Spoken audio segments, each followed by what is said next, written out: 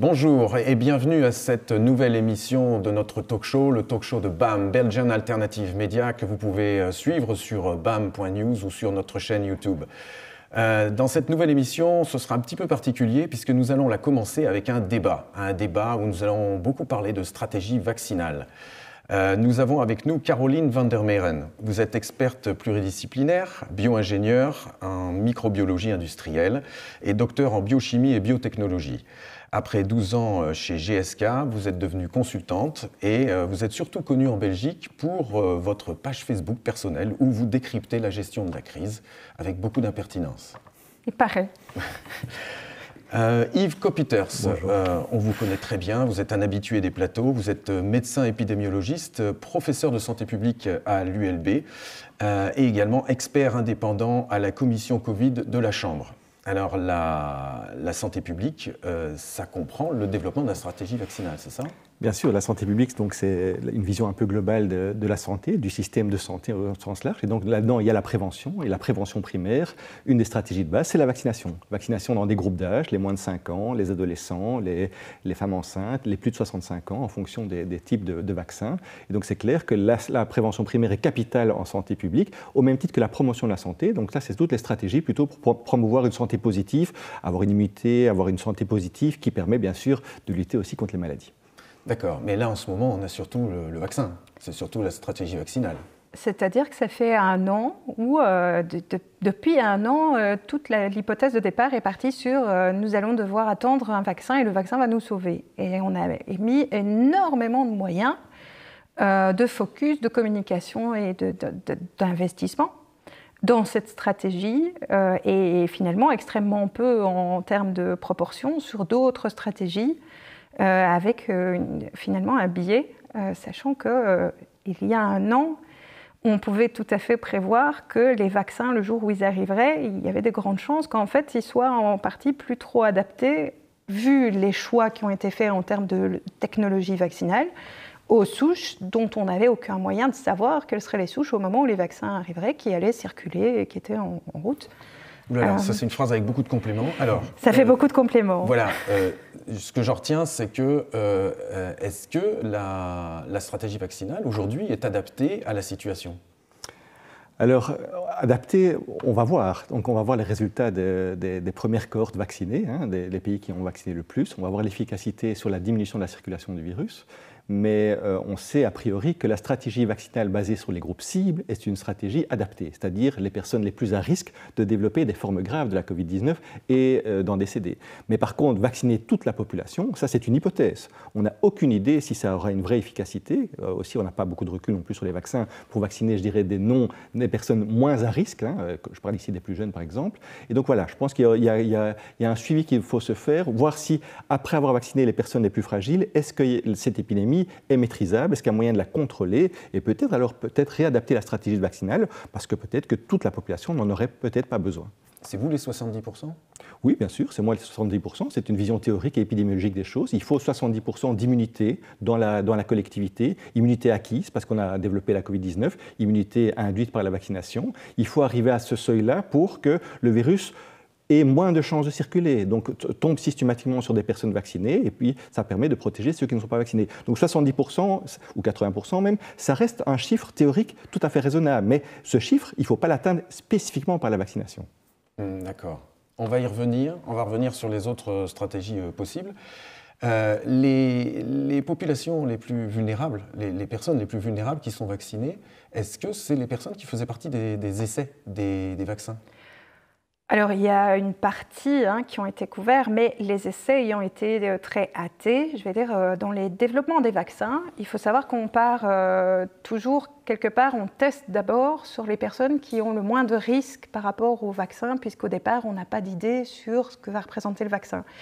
Donc en bonne santé. Donc en général des personnes en bonne santé. Et puis on augmente et progressivement on avance vers les populations cibles et c'est évident, je pense qu'on en a assez parlé, qu'au moment où on a accepté ces vaccins, il y avait très peu de personnes qui étaient vraiment des représentatives des populations cibles d'intérêt de ces vaccins qui étaient incluses Et donc là, c'est une question de choix, c'est-à-dire qu'on est parti sur un présupposé qui n'était pas du tout idiot, hein, de dire qu'en termes d'efficacité, on n'aurait peut-être pas la même efficacité que sur les populations testées chez ces personnes-là, mais que l'efficacité qu'on pouvait supposer était acceptable et qu'il y avait cette question des risques, de se dire la balance risque-bénéfice, on accepte le risque parce que ces gens-là sont forts à risque. La pharmacovigilance, on en est où? Est-ce qu'elle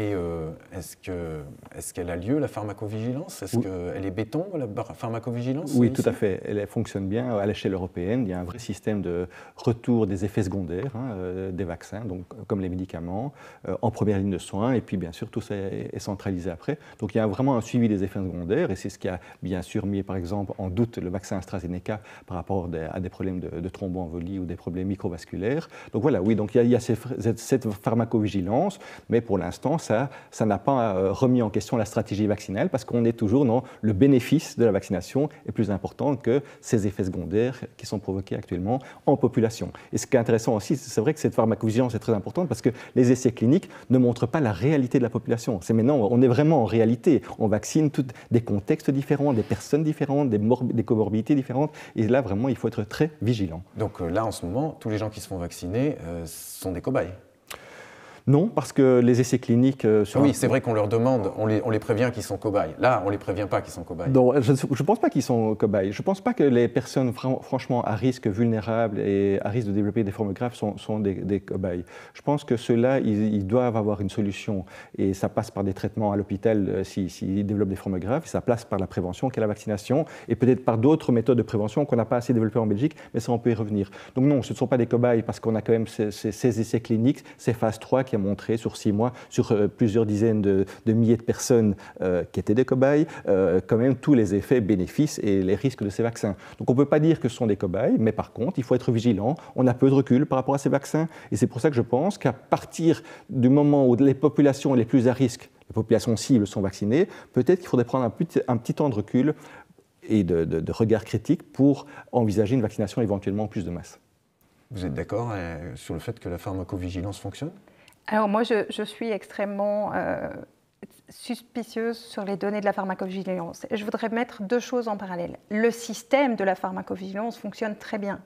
Il est bien organisé, il y a les structures. Je pense que les agences de médicaments surveillent bien les remontées des effets secondaires. Moi, je pense que ce qui ne fonctionne pas, par les retours que j'ai personnellement, c'est la façon dont les acteurs de la pharmacovigilance participent. Et donc, je pense qu'au niveau européen, je pense que la situation au niveau européen et au niveau de chaque pays est très différente. Et dans notre pays, moi, j'ai vraiment regretté depuis le début cette espèce de croyance qu'il fallait vendre les vaccins pour ceux qu'ils n'étaient pas. Et on leur a fait un habillage extrêmement magnifique, alors qu'en fait, il n'y avait pas besoin de faire ça. Je veux dire, on peut en dire la vérité. Elle n'est pas catastrophique. Ce n'est pas des affreux vaccins absolument honteux. Ce n'est pas non plus les meilleurs vaccins qu'on ait jamais mis sur le marché. 5 mois... Oui, mais voilà, je vais dire, techniquement, c'est évident que ce n'est pas possible de faire, sauf à avoir vraiment beaucoup de chance, de faire la Rolls-Royce du vaccin comme ça en 5 mois. Il y avait beaucoup de chances que ça ne le soit pas, et ça ne l'est pas, mais ce sont plutôt, vu les temps, des vaccins qui remplissent les promesses par rapport aux personnes cibles au départ, qui peuvent être vraiment un outil qui peut amener une aide et une solution pour les personnes à risque. Pour les autres, vraiment, il y a des questions à se poser. La pharmacovigilance est un outil qui sert l'intérêt de tous les patients. Et la question n'est pas de savoir si le médecin croit que c'est causé par le vaccin ou croit que c'est bénin ou pas bénin. Je veux dire, normalement, on doit remonter les effets et c'est par l'analyse de la quantité remontée qu'on peut faire une évaluation. Parce que quelque chose qui est bénin sur quelqu'un, eh bien, éventuellement, peut ne pas l'être pour quelqu'un d'autre, mais si on n'a pas cette vision de ça par les données de la pharmacovigilance, éventuellement on peut mettre à risque inutilement la santé de certaines personnes. Donc c'est du sabotage. C'est pas du sabotage, c'est du sabotage involontaire. Je pense qu'en fait ces gens-là sont convaincus de faire bien. Et en fait, ils ne se rendent pas compte que d'un côté, ils sont en train de tuer un système qui participe à la confiance dans le système des médicaments. Et donc, c'est malheureux, mais le bon fonctionnement de ce système est quelque part la garantie que les gens, de manière générale, continuent à faire confiance aux solutions thérapeutiques qu'on leur offre. Démontrer que le système ne fonctionne pas, c'est la meilleure solution pour créer un doute chez tout le monde qui, du coup, ne sait plus quoi croire. Et ça va être vrai pour ces vaccins, mais ça va créer des doutes sur d'autres thérapeutiques. Ça peut avoir des effets en cascade qui peuvent être, dont on ne peut pas mesurer aujourd'hui les effets. Mais moi, je suis, de ce point de vue-là, alors que d'habitude on me dit que je suis très positive, de ce point de vue-là, en fait, je suis très pessimiste. Si on ne change pas notre fusil d'épaule, on peut se retrouver à générer des problèmes de santé publique par manque de réflexion et par mécompréhension de ce à quoi sert ce système et de pouvoir l'expliquer clairement aux gens. Yves ? Je suis tout à fait d'accord, mais est-ce qu'on ne sait pas évaluer s'il y a vraiment une remontée des effets secondaires? Quelle est la part des choses qui ne remontent pas dans le système de surveillance? C'est ça le problème. C'est vrai qu'il y a aussi un manque de visibilité sur ces données. Il y a très peu d'informations qui remontent ou qui sont reprises dans la presse sur les premiers résultats de cette pharmacovigilance. Je ne sais pas si vous avez accès à ces données-là, mais c'est vrai qu'il y a peut-être un manque de transparence, mais est-ce que c'est sous-évalué? Ça, on n'en a aucune idée. Tout ce qu'on voit, j'ai l'impression que c'est quand même passé chez le politique, c'est-à-dire, oui, il y a des effets, mais ça n'est pas forcément lié au vaccin. Enfin, on a l'impression que les politiques, puisque les firmes pharmaceutiques ne communiquent pas, puisque de toute façon elles ne risquent rien, quoi qu'il arrive, les politiques, on a l'impression qu'ils cherchent à minimiser au maximum, de dire « Ah, mais c'est pas prouvé que ces décès sont dus au vaccin, c'est pas prouvé que ces effets sont dus au vaccin ». Est-ce que c'est pas un petit peu, ce système ne détruit pas justement cette pharmacovigilance? Moi, j'ai entendu parler de quelqu'un qui m'a dit, le médecin, donc le médecin d'une personne qui s'était fait vacciner, avait dit à cette personne qui s'était vaccinée et qui n'était pas très en forme, enfin qui avait des effets secondaires, clairement, a dit non, mais après 5 jours, ça peut pas être le vaccin, donc circuler, il n'y a rien à voir. Donc c'est quand même grave tout ça, non? Alors je ne sais pas si, ce sont les politiques qui ont la main mise là-dessus. Je pense qu'on a quand même des agences scientifiques en Belgique et en Europe qui sont quand même de grande qualité et avec quand même des experts indépendants. Il ne faut pas croire que tous les experts sont quand même à la botte d'un gouvernement ou d'un système. Vous parlez de Sciences Anno? Je parle de Sciences Anno, je parle de l'Agence fédérale des médicaments, je parle des autres groupes scientifiques, les sociétés scientifiques qui eux aussi regardent ça quand même de près. Donc là, je pense quand même qu'il y a une certaine indépendance, en tout cas sur l'analyse, pour autant bien sûr que les données soient disponibles. Et c'est sur cette base-là alors que les politiques prennent des décisions. Alors c'est clair que les politiques, en tout cas dans notre système en Belgique, se réfèrent à certains groupes d'experts et pas à d'autres groupes d'experts qui auraient éventuellement des avis différents. Et donc ça, c'est un choix politique qui est fait, et ça conditionne un peu, évidemment, la vision des choses et la façon dont cette crise est gérée de façon un peu dure. Caroline? Alors, d'abord, je vais dire une chose, c'est que la pharmacovigilance, c'est un système gouvernemental et c'est un système de la société civile. Je vais dire, les entreprises ont des mécanismes et sont obligées d'avoir des mécanismes pour récupérer et encourager la remontée des effets secondaires, mais ce n'est pas elles qui sont les récipiendaires en fait, des remontées, ce sont les agences du médicament. Et après, elles collaborent avec elles en fonction des résultats pour faire des investigations et des choses comme ça. Elles reçoivent aussi d'autres informations qu'elles doivent communiquer, donc il y a un circuit. Moi, ce que je trouve, alors, je ne pense pas que c'est Sciences Anno qui reçoit les infos, c'est vraiment les agences du médicament, donc ça va être la FMPS, ça va être l'IME, qui reçoivent les données, qui les analysent avec des experts, après qui font appel à des experts pour analyser. Donc là, ça peut être dans Sciences Anno, mais pas forcément. Et ce système-là marche relativement bien, même si c'est assez compliqué. Donc, je vais dire, c'est assez compliqué d'identifier des liens de cause à effet. Et donc, je pense que là où, pour moi, il y a une erreur dans la communication, c'est qu'au jour d'aujourd'hui, personne n'est capable de dire comme ça, juste, il n'y a pas de lien de cause à effet. En fait, dans les réglementations, il est vraiment écrit et c'est encouragé de remonter un maximum d'effets considérés comme potentiellement suspects. On ne dit même pas qu'ils doivent être suspects, c'est potentiellement suspect. Et les agences... Un peu comme avec le Covid, quoi. Oui, mais les agences, oui, un peu comme le Covid. Dans l'incertitude, il vaut mieux remonter trop d'informations. C'est vraiment ça le point. C'est derrière, les experts en charge d'investiguer le lien de cause à effet entre ce qui est remonté et la réalité, ce sont eux qui font le lien de cause à effet. Et donc, il vaut mieux remonter des choses qui n'ont pas de lien que de décider de ne pas remonter des choses qui en ont peut-être, parce qu'une personne et un médecin qui est confronté à un nombre de cas limité ne va peut-être pas voir un lien de cause à effet que quand on a une grande source de données, on va le voir. Si je prends par exemple le cas de ce qui s'est passé avec H1N1 et cette histoire de narcolepsie qui a fait couler énormément d'encre, les gens ne se sont pas rendus compte qu'en fait c'est un nombre très restreint d'événements qui en fait, pris isolément, chaque médecin a peut-être vu moins d'une personne qui a souffert de cet événement. Ce qui veut dire que si on avait demandé l'avis de chaque médecin, il n'y en a aucun qui aurait fait le lien entre le vaccin et des effets de narcolepsie.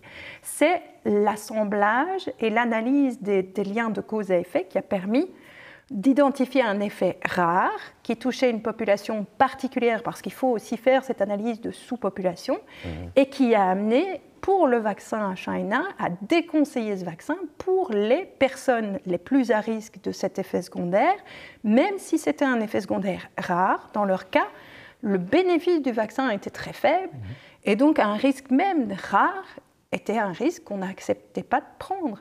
Mais c'est grâce à la pharmacovigilance qu'on arrive à ça. Mais ici, là, on est prêt à prendre des risques. Avec AstraZeneca, on a quand même eu des remontées. Là, on est prêt à prendre ces risques, alors. Ce qu'il faut bien se rendre compte, c'est qu'on n'a jamais eu cette expérience de vacciner autant de gens, de personnes en un si court laps de temps. Il n'y a pas un vaccin où on a fait des campagnes de vaccination. J'ai cru que vous alliez me dire on n'a jamais eu cette expérience d'avoir des vaccins acceptés après si peu de temps. C'est vrai que ça c'est possible aussi. C'est une réalité, mais quoi qu'il en soit, c'est vrai que beaucoup de gens se font vacciner pour l'instant et beaucoup de gens ont des effets secondaires ou attribuent des choses post-vaccination potentiellement à la vaccination. Et en tout cas, moi je reçois des dizaines et dizaines de courriers où les gens m'expliquent, voilà, j'ai un gonflement du bras, j'ai ci, j'ai ça, etc. Et c'est vrai que les gens sont un peu désemparés parce qu'il y a toute une série de phénomènes de santé qui continuent à se passer dans la population. Mais il y a beaucoup de gens qui sont vaccinés en parallèle et donc on associe, et on peut associer, c'est tout à fait légitime d'associer ces effets secondaires à la vaccination, mais très peu en fait osent remonter ça à leur médecin généraliste parce qu'en fait ils sont désemparés, parce que ce sont des signes un peu vagues, etc. Et c'est vrai que ce système de pharmacovigilance actuellement, je serais très intéressé pour savoir quelle est la validité de la réalité des effets dans la population qui ne sont pas spécifiquement des effets liés au vaccin, mais de toute une série de phénomènes de santé qui continuent à se dérouler normalement dans la population et qu'on attribue potentiellement à la vaccination. Donc c'est parce que voilà, on vaccine beaucoup de gens en très peu de temps et donc fatalement, on attribue beaucoup de choses aussi au vaccin. Je ne suis pas du tout en train de défendre le vaccin, mais c'est clair que c'est une réalité dans la population. Et les soignants il y a des problèmes chez les soignants, on les oblige à se vacciner, il y a quand même des pressions. Vous trouvez ça normal ? Alors on ne les oblige pas à se faire vacciner. On les invite très fortement à se faire vacciner, non ? Alors il faut bien comprendre, et là je reprends ma casquette de médecin et d'épidémiologiste, c'est que les soignants sont dans des milieux à risque. Il faut être, ou en tout cas où le virus circule beaucoup. Ils ont toujours été dans des milieux à risque. Oui, tout à fait. Depuis que les hôpitaux existent. Oui, tout à fait. Mais ici pour la Covid-19 en l'occurrence, aussi, il faut vacciner de façon obligatoire pour l'hépatite B. Lorsque vous êtes soignant ou professionnel de santé, vous devez faire vacciner pour l'hépatite B et pour d'autres vaccins éventuellement. Mais c'est vrai que je reviens avec cette notion de population cible ou de milieu à risque. Je pense que la stratégie doit être différente qu'en population générale. Et dire à des soignants ou encourager des soignants à se faire vacciner, pour moi, en termes de santé publique, ça se justifie parce que la circulation du virus est trop importante, parce qu'ils peuvent mettre à risque eux-mêmes des patients ou des personnes plus fragiles, parce qu'ils sont en oncologie ou ils sont dans des services où les patients sont plus fragiles. Donc voilà, alors ne jamais aller jusqu'à l'obligation vaccinale, mais en tout cas, je pense sensibiliser, conseiller et favoriser cette vaccination. Je pense que ça reste pertinent dans ces milieux de soins. Mais le consentement éclairé, c'est quand même la base, non ? Alors le consentement éclairé, c'est la base pour tout le monde. Je veux dire, c'est pas que ce soit le personnel soignant ou les autres. Ça fait partie des principes qui sont des principes d'éthique médicale. C'est même pas une question de principe par rapport au vaccin. C'est quand même le fait d'avoir le le patient a le droit d'être informé et devrait être informé et donner son accord pour une intervention médicale qui doit être éclairée, c'est-à-dire qu'on lui a donné les bonnes informations pour qu'il puisse baser sa décision sur une réflexion qui soit argumentée et qui corresponde à son point. Moi, j'ai envie de dire, par exemple, avec la vaccination, je trouve que c'est quelque chose qui est important parce que ce n'est pas un geste anodin, parce qu'il y a toujours une question d'incertitude et en même temps, c'est du prophylactique. Donc ça veut dire qu'on propose aux gens une solution qui est supposée les aider à se prévenir d'un événement qui pourrait ne jamais se passer. Et donc, c'est important d'avoir une communication transparente par rapport à ça pour que les gens puissent bien s'approprier la décision et le faire en toute sérénité, c'est-à-dire qu'ils prennent conscience de leur choix et qu'ils l'assument. Et donc, c'est quelque chose que je regrette beaucoup aussi dans cette situation à l'heure actuelle, c'est qu'on crée beaucoup de stress. Adressez-vous oui, on crée, je trouve, énormément de stress parce qu'on a du mal à arriver à expliquer aux gens, et dans certains cas, la seule réponse qu'on a, c'est on ne sait pas. Je vais dire, il y a certaines choses sur lesquelles on ne sait pas. Et il faut pouvoir le dire de façon honnête. On peut donner des hypothèses en disant, ben voilà, les hypothèses les plus probables, c'est que probablement, je vais prendre les effets à long terme. C'est vrai que, a priori, on ne s'attend pas à avoir de graves effets secondaires à long terme si on prend les hypothèses des connaissances qu'on a, mais on ne peut pas garantir qu'il n'y en aura pas puisque les connaissances qu'on a ne nous permettent pas de confirmer. Et donc, il faut pouvoir le dire, et je pense qu'il faut que les gens puissent l'entendre, et ça peut amener certaines personnes, en fonction de leur profil de risque aussi par rapport à la maladie, à prendre des décisions différentes qui sont légitimes. C'est vraiment ce point de une personne n'est pas l'autre. Chacun doit pouvoir recevoir l'information dont il a besoin pour pouvoir poser une décision, je vais dire, confortable, sereine et qu'il est prêt à assumer, avec laquelle il va se sentir engagé et pas de culpabilisation ou de quoi que ce soit. Je veux dire, c'est la pire chose qu'on puisse faire pour la vaccination, c'est de rentrer dans un système de culpabilisation. Je suis tout à fait d'accord, mais alors il faut qu'on change la stratégie générale de gestion de cette épidémie ou l'objectif final. C'est-à-dire que si on veut fortement diminuer la circulation du virus dans la population, on n'a pas beaucoup d'armes et cette vaccination, si on a une bonne couverture vaccinale, on espère que la circulation du virus va diminuer. Mais si ce n'est pas ça l'objectif, et je peux le comprendre, c'est-à-dire c'est une réflexion plus éclairée sur qui on doit se faire vacciner et puis la possibilité de vivre avec ce virus et de façon plus, plus décontractée, entre guillemets. Voilà. Le problème, c'est qu'on ne connaît pas l'objectif final de tout ça.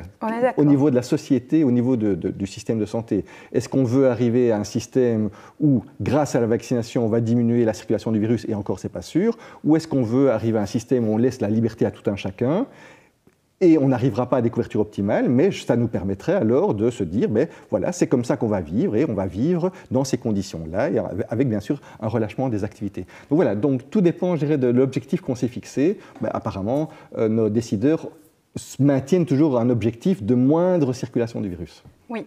Et je suis bien d'accord, et j'ai déjà plusieurs fois dit que moi je ne comprenais pas vraiment quelle était la stratégie de la Belgique, mais pas que de la Belgique. Et cette histoire justement de la circulation du virus, une des choses moi qui me dérange, c'est que ce vaccin, il n'y a pas de démonstration de son effet. Donc là de nouveau, on est sur des hypothèses et des suppositions qui ont l'air, et donc si on regarde un peu les historiques au niveau des pays qui ont plus vacciné que nous, on se rend compte que c'est difficile de tirer des conclusions réelles en termes d'efficacité, d'efficience, parce qu'on n'est plus sur l'efficacité en fait, on est sur l'efficience. L'efficacité, c'est ce qu'on a mesuré, c'est-à-dire quelle est la capacité à protéger la personne individuellement qui va être protégée. L'efficience, ça inclut le bénéfice global au niveau de la société, c'est-à-dire au niveau d'intérêt individuel et sociétal. Et donc ça ne se mesure pas dans les études cliniques. L'efficience, c'est quelque chose qui se mesure par la suite et qui va dépendre de différents facteurs. Par exemple, justement, des souches en circulation qui peuvent faire qu'un vaccin très efficace dans l'étude va être beaucoup moins efficace parce que les souches qui circulent ne sont plus celles qui sont visées. Ça va être aussi, comme vous disiez, la différence entre la population en général et les populations qui sont dans les études cliniques qui sont contrôlées. Donc, il y a des critères d'exclusion dans les études cliniques, etc., qu'on n'a pas dans la population générale. Ce qui veut dire qu'il y a une série de choses qu'on n'a pas évaluées dans l'étude clinique. On le sait, les industries ne mentent pas dans les rapports. Ils ne prétendent pas que le vaccin fait plus que ce qui est marqué dans le rapport. Mais c'est au niveau de la stratégie globale qu'on doit gérer ça. Et là, je pense qu'effectivement, on est sur un truc qui est une espèce de poursuite schizophrénique de cet arrêt de la circulation de ce virus, alors que jusque maintenant, si on prend du recul et qu'on regarde, on se rend compte qu'on n'y arrive pas.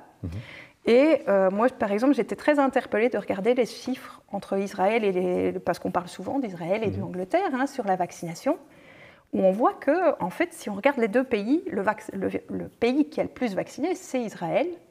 En termes de vaccination totale, en fait, ils ne sont pas loin l'un de l'autre en termes de vaccination partielle. Mais en termes de vaccination totale, Israël, il est à plus de 5 fois supérieur. Et là, déjà, on peut commencer à se dire, mais tiens, quand on regarde les résultats de l'Angleterre et la tendance en Angleterre, il y a vraiment une très forte réduction de la circulation. Mais la question là où on n'a pas la vision, c'est, mais quelles sont les souches qui circulent en Angleterre? Parce qu'il est possible qu'en fait, vu ce qu'ils ont mis en place depuis le mois de décembre, justement parce qu'ils ont eu cette augmentation, en fait, ils aient vraiment réduit. Et donc peut-être que dans les semaines à venir, s'ils relèvent les trucs, ils pourraient voir une recrudescence d'autres cas. Alors qu'en Israël, finalement, avec un taux de vaccination supérieur, ils ont l'air d'avoir une circulation plus importante du virus. Et donc, on se rend compte en regardant les chiffres qu'il y a une grande difficulté d'arriver à établir un lien direct de cause à effet entre la vaccination et la circulation du virus. Et là, si je reprends le cas de la Belgique, moi j'ai tendance à dire, j'ai dit il n'y a pas très longtemps, je pense que la Belgique a, de mon point de vue, très mal géré la circulation du virus pendant 12 mois. Donc on est arrivé probablement à un niveau d'immunité générale qui est beaucoup plus important que ce qu'on croit. Ce qui a un avantage pour la Belgique, si elle arrivait à regarder ça comme étant, voilà, le passé est passé, ça ne sert à rien, c'est que quelque part, ça nous rend probablement moins sensibles à l'influence des variants. Parce que l'immunité naturelle est plus variée que l'immunité vaccinale. Et que même si elle n'est pas parfaite et qu'elle ne va pas empêcher la circulation, probablement pas beaucoup moins que la vaccination, par contre, elle apporte un certain effet de tampon qui nous rend probablement moins sensibles aux évolutions du virus. Et ça, c'est quelque chose où on aurait intérêt à le réfléchir dans une stratégie justement globale, en pensant à notre pays comme étant avec son historique, et chaque pays devrait réfléchir par rapport à son historique. La Belgique, ça n'est pas la Nouvelle-Zélande. La Nouvelle-Zélande, elle est quasiment conditionnée à la vaccination pour pouvoir rouvrir, sinon ils sont coincés. On n'est pas la Nouvelle-Zélande. Je veux dire, nos 12 derniers mois, ce n'est pas ceux qui ont vécu la Nouvelle-Zélande. Donc, ça a été douloureux, mais quelque part, il faut peut-être réfléchir à construire sur les décombres. Sur ce qu'on a raté a des effets peut-être bénéfiques sur lesquels on peut se reposer aussi. Vous vous posez ces questions ? On se pose ces questions, bien sûr, à titre individuel Non, ces questions-là. Vous êtes dans une commission. Je n'ai pas un mandat officiel d'expert. Est-ce qu'on se pose ces questions quelque part là-haut pour se dire, voilà. Alors, bien sûr qu'on se pose ces questions, mais il y a beaucoup de débats sur l'immunité acquise par le virus, la qualité de l'immunité, la manière dont on la mesure, qui est très compliquée parce qu'il y a plusieurs types d'immunité, etc.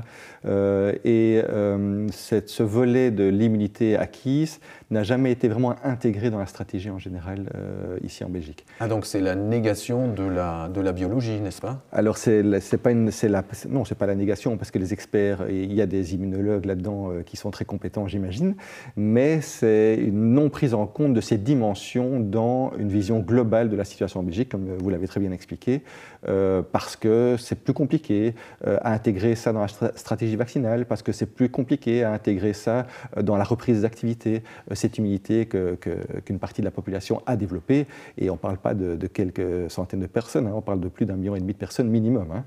Donc oui, mais c'est une dimension qui n'est pas intégrée dans la stratégie globale. Donc, ou pas suffisamment en tout cas. Donc c'est trop compliqué pour les professionnels payés par nos impôts, c'est bien ça ? Alors, il faut voir les autres pays. Les autres pays non, regarde la Belgique. Oui. Moi, je paye mes impôts en Belgique. Oui. Donc, en fait, les gens que nous payons pour gérer cette crise sont en fait incapables de prendre en compte tous les éléments. Je pense que tous les éléments ne sont pas pris en compte dans la stratégie. Qu'on parle de l'immunité, qu'on parle de traitement prophylactique, même s'il n'y a pas de traitement en tant que tel de préventif contre la Covid-19, toute une série de traitements pour stimuler l'immunité ou pour éventuellement prévenir les complications.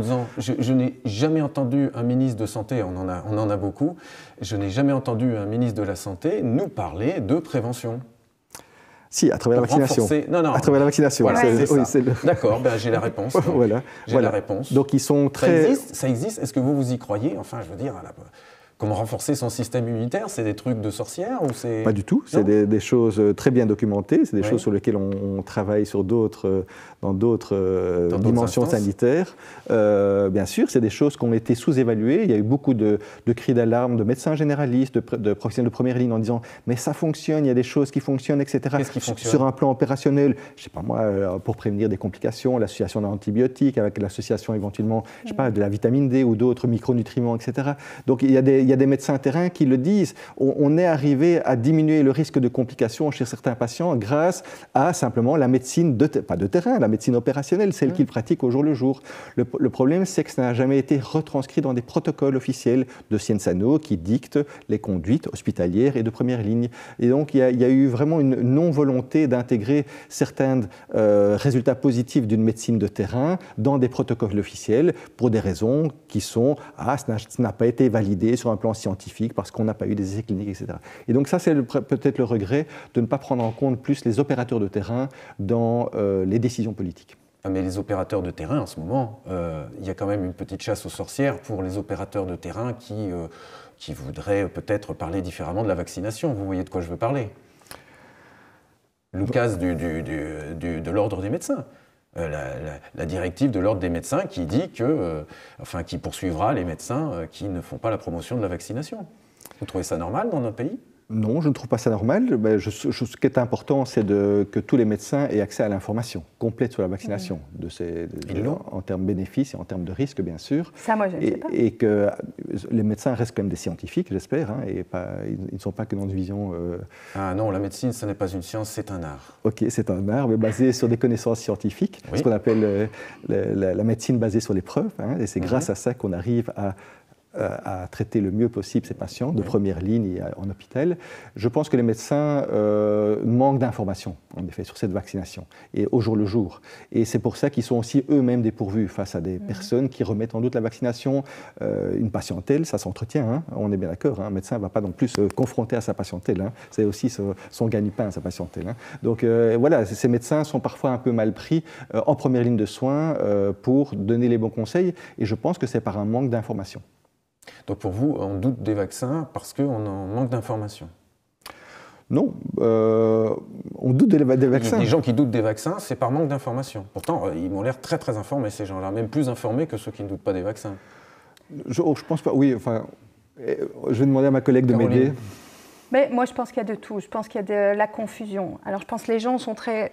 Là aussi, dans la stratégie et la gestion, je crois qu'il y a une grosse erreur au niveau des politiques et puis de Sciences Anno, c'est cette stratégie du contrôle, de vouloir contrôler l'information, de vouloir contrôler ce qui est dit, de vouloir contrôler ce qui est vrai. Et moi, je regrette depuis le début qu'on n'ait pas construit et un maximum sur les acteurs du terrain, ceux qui sont le plus proches, et justement de favoriser le partage d'expériences qui est plus important, je pense, dans le début d'une épidémie où on n'a pas de traitement ou le temps d'avoir des preuves scientifiques. L'épidémie avait des chances d'être passée et où finalement cette expérience de terrain était la chose la plus, à valoriser tout d'abord et à vraiment encourager et aider les personnes du terrain à pouvoir avoir cette information, cette circulation de l'information. Exactement. Donc on a fait du top-down. Exactement. Et ici, du coup, devant cette espèce de cafouillage et de visiblement, de vouloir garder la main mise et d'avoir une espèce de contrôle sur l'information vraie, etc., ça a généré déjà chez les personnes qui sont très réticentes au départ à croire ce qu'on dit, à aller fouiller, mais à d'autres personnes, ça a créé des doutes qui ont été cherchés, qui ont trouvé des informations. Et là, moi, depuis un an, je veux dire, il y a plein de fois, je dis aux gens, vous n'avez pas bien compris. Et donc, il faut faire attention, il ne faut pas comprendre ça comme ça, et c'est beaucoup plus subtil. C'est plus subtil, c'est plus nuancé, c'est pas aussi facile à comprendre. Donc, moi, je peux comprendre que c'est difficile à expliquer, mais je ne comprends pas pourquoi on n'essaye pas. Je veux dire, il faut faire l'effort d'essayer, et surtout auprès des médecins, de leur fournir à eux l'information la plus complète possible pour qu'eux puissent, dans cette information, en fonction du patient qu'ils ont en face d'eux, pêcher l'information qui est importante. Ce qu'ils ne peuvent pas faire si on ne leur donne que des résumés de résumés de résumés de résumés. Et qui n'ont pas le temps. Mais bon, c'est ce qu'on leur dit. Là, on leur dit, vous n'avez pas le temps, mais il faut promouvoir la vaccination, c'est ça qu'on leur dit? Non, on est dans une médecine de première ligne qui est une médecine libérale où les médecins sont très autonomes en termes de prescription, etc., même s'il y a eu quelques restrictions dans le cadre de cette crise sanitaire. Donc il ne faut pas croire non plus que les médecins sont tous formatés à la même médecine. Ah non, je parle de l'ordre des médecins. Ah oui, par rapport à l'ordre des médecins. Oui. Bon, ça, moi, je ne sais pas. C'est quand même l'ordre qui donne le là. Non, pas du tout. Non, l'ordre des médecins, non. C'est pas, eux surveillent, mais ils ne donnent pas le là. La pratique médicale, elle est libéralisée. Donc, on a une grande liberté de pratique médicale en Belgique. Donc, non, ça, je ne peux pas croire que s'il n'y a pas de faute grave, fondamentalement, les médecins ne risquent rien. Mais alors, ils vont pas prescrire de l'hydroxychloroquine parce qu'ils ne peuvent pas, mais ils peuvent très bien prescrire de l'azithromycine ou d'autres médicaments qui sont controversés et ils peuvent très bien traiter leurs patients actuellement, même si ce n'est pas préconisé dans les protocoles officiels. Il y a quand même quelque chose qui me turlupine, si j'ose dire, c'est quand même le fait qu'on a fait croire, comme Caroline le disait, depuis un an, qu'il n'y avait que la vaccination comme salut de cette crise. Donc ça se traite ou ça ne se traite pas le Covid? Alors ça se traite pour les formes graves au niveau hospitalier. Donc là, on a eu des fortes avancées depuis la fin de la première vague avec l'oxygénothérapie qui a été quand même beaucoup mieux régulée. Et puis la dexaméthasone, qui est un anti-inflammatoire qui a vraiment montré une efficacité sur les formes graves pulmonaires ou d'autres. Et la mortalité. Et alors bien sûr, toute la prévention des complications vasculaires, puisque la Covid-19 entraîne toutes les complications vasculaires. Et ça, on parle du champ hospitalier. Mais c'est vrai qu'une maladie, et c'est ce que moi j'apprends aussi dans mes cours de santé publique, une épidémie, ça se traite. Même si on n'a pas le traitement direct contre le virus, ça se traite par toute une série d'autres molécules qui ont des effets indirects, qui ont des effets stimulants sur le système immunitaire, etc. Et oui, donc il faut proposer cette possibilité aux gens. Si je suis testé et que j'ai des symptômes, c'est pas rentrer chez vous avec du paracétamol, non, c'est rentrer chez vous avec des possibilités thérapeutiques qui sont adaptées, bien sûr, au profil de chacun. Mais malheureusement, ça n'a jamais été officialisé dans les protocoles, comme je l'ai dit antérieurement. Mais dis donc, la liste est longue dans les manquements. Mais donc, en fait, on peut dire peut-être aux gens qu'ils n'ont pas à avoir peur alors à ce moment-là. Parce que ce que j'entends, moi, la plupart des gens qui se vaccinent contre la Covid, c'est soit des gens qui veulent voyager et être libres, donc qui cèdent au chantage du passeport vaccinal, ou les gens qui ont peur et qui disent « je me vaccine, ma propre mère s'est vaccinée et elle me dit « comme ça, je ne risque pas de forme grave du Covid ». Mais en fait, il y a des traitements quand même. Il n'y a pas que cette solution. Disons que le champ des développements thérapeutiques sera un champ très important dès les mois et les années qui viennent. Donc ça, je pense que il faut vraiment pousser les firmes pharmaceutiques. Et il y a beaucoup de développements en cours sur les thérapeutiques en tant que telles. Et l'idéal serait d'avoir une thérapeutique préventive contre le virus directement. Donc c'est un champ, mais pour lequel il y a eu moins d'argent investi que sur la vaccination. Ça, malheureusement, donc Qui a décidé ça?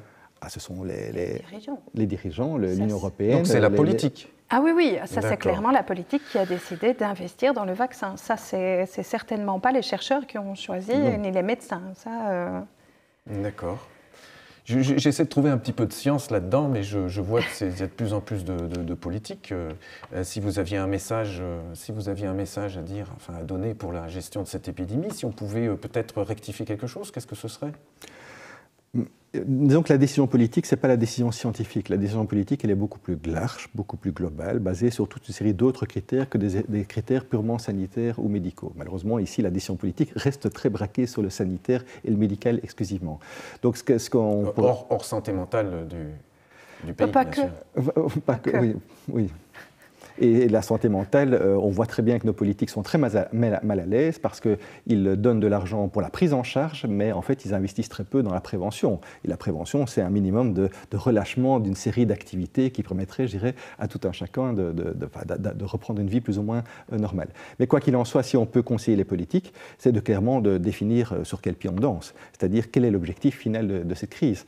On doit vivre avec ce virus. Alors si les gens ne l'ont pas encore compris, on va encore le répéter une fois, on va encore vivre avec ce virus. Donc il faut trouver des stratégies qui développent tous les outils qu'on a actuellement, que ce soit les thérapeutiques, que ce soit les vaccins, que ce soit le testing, que ce soit etc. On a beaucoup d'outils, bien sûr la prise en charge des situations graves. Il faut vraiment maintenant investir dans tous ces outils. Et une fois que tous ces outils sont complètement déployés, il faut avoir le courage de relâcher les activités et de reprendre une vie la plus normale possible. Mais tant qu'on n'a pas ce courage politique-là, alors on va rester bloqué.